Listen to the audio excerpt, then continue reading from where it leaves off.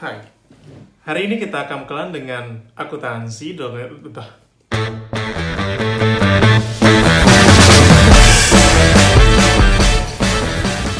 Pemikiran, teori mengenai akuntansi kerap kali membingungkan, but hey, they are not impossible to understand. So let's start from the basics, shall we? First thing first, what is accounting?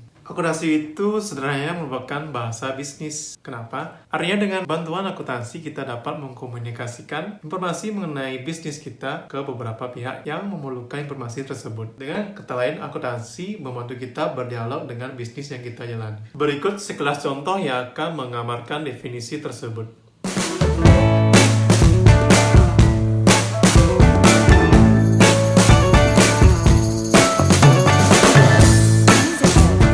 Perkenalkan Dias.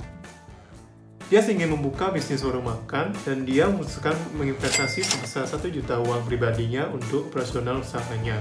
Setelah 1 bulan, Dias ingin tahu berapa banyak yang sudah dihasilkan oleh bisnisnya. Tanpa catatan aktivitas bisnis yang konsisten, kita akan susah menjawab pertanyaan Dias. Tentu saja kita bisa bilang bahwa perusahaan kita mengalami keuntungan, namun Dias perlu bukti. Tapi bedanya kalau kita konsisten mencatat transaksi keuangan perusahaan. Katakanlah kita menghabiskan 800.000 dari 1 juta investasi dari Dias dan sisa uang kita 200. Lalu kita mendapatkan keuntungan selama sebulan tersebut sebesar 600.000. Jadi uang kas kita sebesar 800.000 rupiah.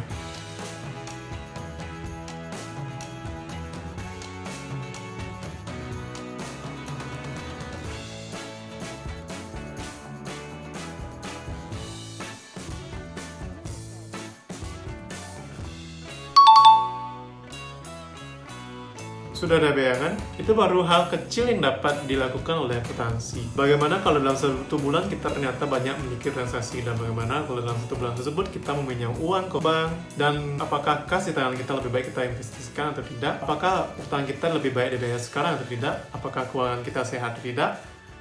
Semua itu dijawab dengan akuntansi. Jadi kita akan merekapnya dengan definisi teknikal dari akuntansi.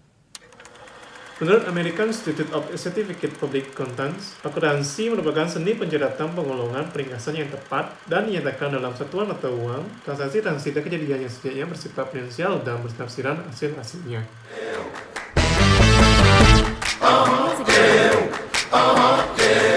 Next, selanjutnya. Tujuan dari akuntansi and why it matters. Dari ilustrasi sebelumnya, jadi jelas kita dapat mengetahui apa tujuan dari akuntansi. Dengan akuntansi, kita dapat menyediakan informasi kepada berbagai pihak. Dari ilustrasi tersebut, kita lihat Dias diuntungkan untuk meyakinkan dirinya mengenai perkembangan usaha. Di sisi lain, dengan bantuan akuntansi, perusahaan dapat meyakinkan Dias. Seperti yang kita ketahui, semua daya itu sifatnya terbatas. Maka dari itu, kita memerlukan keputusan yang tepat untuk memanfaatkan semua daya tersebut secara maksimal. Terlepas dari tujuan entitas kita apakah profit oriented atau non profit oriented, kita tetap saja memerlukan akuntansi untuk proses dan juga penyediaan hasil laporan keuangannya.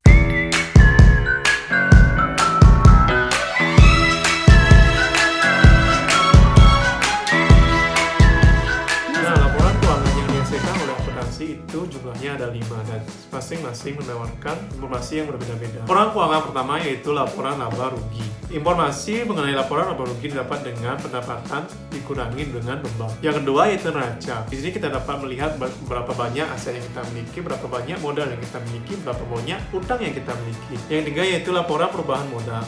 Yang keempat yaitu laporan arus kas. Laporan ini menunjukkan bagaimana kas kita masuk dan bagaimana kas kita keluar, dimulai dari arus kas aktivitas operasi, aktivitas investasi, dan kas keuangan lainnya. Yang terakhir adalah catatan atas laporan keuangan. Di dalam catatan atas laporan keuangan ini menunjukkan laporan atau informasi yang bersifat kualitatif, kuantitatif. Artinya semua informasi yang berhubungan dengan pesan yang akan diambil oleh perusahaan disediakan di sini. Semua laporan keuangan tersebut akan menjadi jelas ketika kita mencoba untuk membuatnya atau minimal melihat tutorial bagaimana cara pembuatannya. Untuk sekarang sudah cukup dan sudah bagus kita mengetahui laporan keuangan yang kita maksud dalam diskusi ini. Dan terakhir, siapa yang memerlukan laporan keuangan tersebut?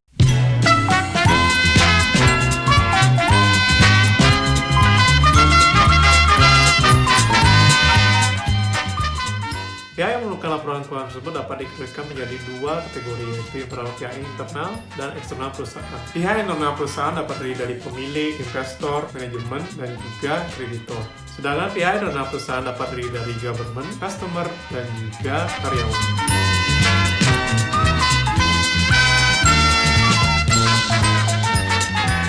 Oke, kesimpulannya akuntansi merupakan bahasa bisnis yang digunakan untuk menyediakan informasi yang kemudian digunakan oleh pihak-pihak yang bersangkutan untuk menentukan bisnis ke depannya. Pihak-pihak yang dimaksud seperti owner, investor, manajer, pemerintah, customer, dan lain sebagainya.